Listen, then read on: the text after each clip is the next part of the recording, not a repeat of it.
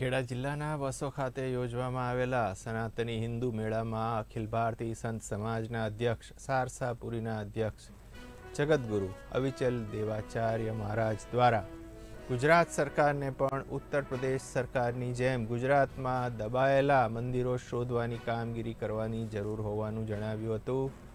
હિન્દુ સંસ્કાર અને ધર્મનો નાશ કરવાનો અને હિન્દુ ભાવનાને આહત કરવાના જે ષડયંત્રો થઈ રહ્યા છે તેની સામે જે જાગૃતિ થઈ રહી છે તેને બચાવવા માટે અને સંવર્ધન કરવાના પ્રયત્નો સમાજને જાગૃત કરવાનો છે. વસો સંઘર્ષ સમિતિ દ્વારા હિન્દુ સનાતની મેળાનું આયોજન કરવામાં આવ્યું છે, જેમાં ગુજરાતના ધર્માચાર્યો, સંતો, મહંતો સહિત મોટી સંખ્યામાં વિવિધ હિન્દુ સંગઠનોના આગેવાનો હાજર રહ્યા હતા.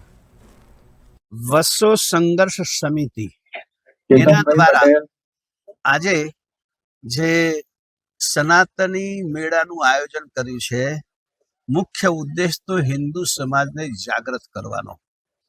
આજે આપણે જોઈ રહ્યા છીએ કે જે રીતે આ દેશમાં હિન્દુ સંસ્કૃતિને નાશ કરવામાં, હિન્દુ પરંપરાઓને ધ્વંસ કરવામાં અને હિન્દુઓની ભાવનાને આહત કરવામાં જે ષડયંત્રો થઈ રહ્યા હતા એની સામે જે જાગૃતિ થઈ રહી છે અને જાગૃતિને વધુ જાગૃત કરવા માટે અને આ દેશમાં મૂળભૂત હિન્દુ ધારા, હિન્દુ સંસ્કૃતિ એની સુરક્ષા અને સંવર્ધન માટેનો આજે મેળો થઈ રહ્યો છે.